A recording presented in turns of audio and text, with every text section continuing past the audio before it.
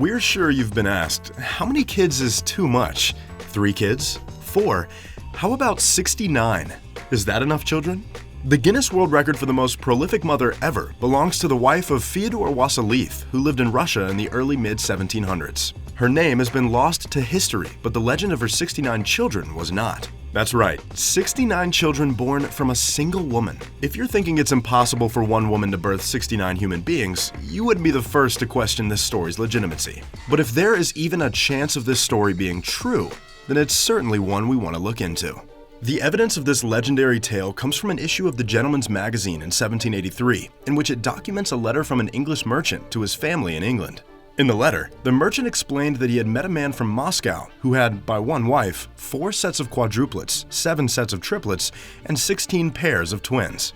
Now, if you tuned out now and thought this story couldn't be true after hearing that, we wouldn't blame you. But what's interesting about the account of multiple sets of twins, triplets, and quadruplets is that this distinction, as ridiculous as it sounds, actually gives the record more integrity. If the letter stated that the wife gave birth on 69 separate occasions, we would know it wasn't credible, because that would be scientifically impossible. The only way one woman could birth so many children in one lifetime is if she was able to pump out multiple at a time. Sorry for that imagery. So, this absurd account of multiple sets of children leads us to believe that this insane tale might just be true after all. It's also important to note that triplets and quadruplets are birthed after shorter than average terms. Scientists have indicated that the woman most likely had a genetic predisposition to hyperovulate, or in other words, release multiple eggs in one cycle. This condition would make the numbers seem more likely, although it's still a rather unlikely story. Assuming the woman gave birth to all of her children before the age of 40, she would have been pregnant for 18 out of those 40 years. That's about half of her life carrying around multiple life forms in her belly. If that's not crazy enough, it's also documented that Fyodor Wassilief, the husband who fathered those 69 children, married a second time, and with his second wife, he had 18 other children. His second wife was said to have 6 pairs of twins and 2 sets of triplets. In total, Wassilief is believed to have fathered 87 children. Of course, the 1700s were a lot different than the way things are now. But let's imagine someone had to parent 87 children today, in the United States for example.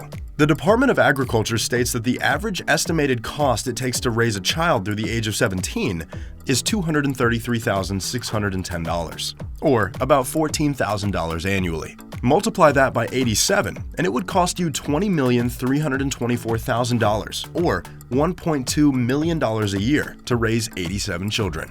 Imagine the faces in the window when you pull up in one of your vans to the McDonald's drive-thru after ordering 87 McChickens. We'd suggest that if you're looking to break a Guinness World Record, you might want to look for a cheaper one. Or just bank on getting your own reality TV show on TLC. Maybe pursue another world record instead. Perhaps try fitting the most marshmallows in your mouth at once.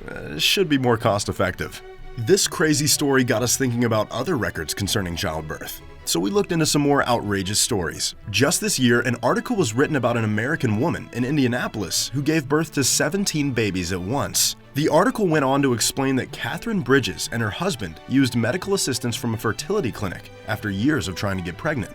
Needless to say, the fertility clinic did its job, as Catherine birthed 17 identical baby boys. The names of the boys were reported as follows: James, Jacob, Jared, Jarvis, Jason, Jeffrey, Jeremy, Jerome, Jesse, Jimmy, Joachim, Jonathan, Jonas, Joseph, Julian, Jimbo, and Darth.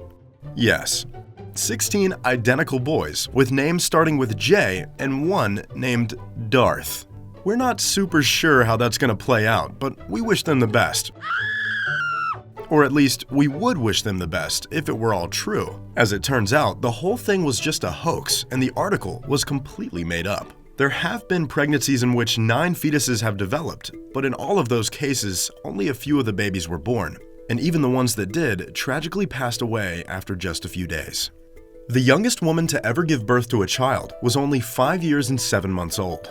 Lena Medina is a Peruvian woman born in September of 1933. One day, her parents took her to the hospital thinking their daughter had developed a tumor in her stomach, only to find out she was pregnant. A month and a half later, she gave birth to a healthy baby boy via a cesarean section, The surgery was necessary due to how small her pelvis was. When the doctors performed the surgery, they saw that Lena already had fully mature sexual organs at just 5 years old. Obviously, there were concerns about who impregnated the young girl, but details from the family were never given. Lena's father was arrested for being accused of sexual abuse, but no evidence was found and no one was ever charged. Lena's son was named Geraldo after the doctor that had performed the procedure. The boy was told that Lena was his sister until age 10, when they told him the truth, that she was actually his mother. Many scientific organizations offered lump sums of money to study Lena, but for the most part, her and her family refused. In 1972, Lena had a second son. The births of her only 2 children are 33 years apart. Geraldo was 33 when his brother was born. Lena is 84 years old today. Her son Geraldo passed away at age 40 in 1979. A woman by the name of Elizabeth Ann Buttle holds a rather interesting record herself. At the age of just 19, she gave birth to her daughter, Belinda, then quit having kids for a very long time. 41 years after the birth of her daughter, Buttle gave birth to her son at the age of 60. Buttle had to tell the doctors she was 49 in order to be eligible for IVF, even though she was 59 at the time of her second conception. Buttle holds the record of having the longest interval between the births of her 2 children. Imagine having a biological older sister that's 41 years older than you are. Stacey Harold is another woman with an amazing pregnancy story. She stands at just 2 feet 4 and holds the title of being the world's smallest mother. Doctors warned her that her pregnancy would result in a number of risks for her and her children. Due to her small stature, a baby in the womb could have ended up invading space in the stomach, already occupied by organs. Normally, when a baby kicks while inside of her mother, it's a joyous sign of life. But for Harold, it could have meant dislocation of a vital organ. Another dangerous aspect of a little person having a pregnancy is the addition of all the baby weight. Extra weight for someone of this size results in detrimental stress on the joints and bones, and weight from a pregnancy simply cannot be prevented. Despite all odds, Harold ended up having 3 healthy babies, and she plans to have more in the future. We mentioned the world's youngest mother, but what about the oldest woman to ever give birth? Maria Carmen gave a natural birth when she was 67 years old and holds the record for the oldest natural birth. Unless you believe the biblical story of Sarah, who is said to have given birth to her son Isaac at age 91 after years of being barren. Moving on from natural births, a woman named Rahou Devi Lahan became pregnant after an IVF treatment at the age of 68. IVF stands for in vitro fertilization and is the process where an egg and sperm are combined outside of the body, then surgically put in the woman for pregnancy. Despite all of the controversy that came with her decision to have a child at such an old age, this pregnancy made her the world's oldest first-time mother. Lohan gave birth to her first child at the age of 69. Since the birth, she stated that her daughter has made her stronger and helped her live longer. We're glad to hear that, but we hope the child is doing okay too. We've seen that having to hold a baby in the womb can really slow down your birth rate, even if you're birthing multiple at a time. So, if 69 is the most children ever born of one woman, what's the most ever born of one man? Historians believe that Mulai Ismail, the last Sharifan emperor of Morocco, holds this record. With the help of around 500 wives, Mulai Ismail was said to have left around 800 heirs. That's right, 800 children from one man. You think they all got quality time with their dad? We don't think so either. What about the oldest baby? Oldest baby, as in the baby that spent the most time in the womb, not your great aunt that complains about everything. Beulah Hunter got pregnant in March of 1944 and would remain pregnant for 375 days. After a year of pregnancy, her baby finally came out, setting the world record for the oldest baby. The baby was perfectly healthy. The doctors were amazed, and all they could say was that the baby just grew at an exceptionally slow rate for no reason in particular. Hey, we've all been there. Sometimes you just don't want to leave your womb. How about the oldest man to ever have a kid?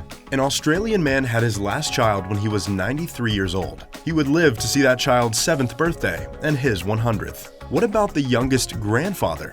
Fail Wright was just 29 when his son that he had when he was 14 years old had a child of his own.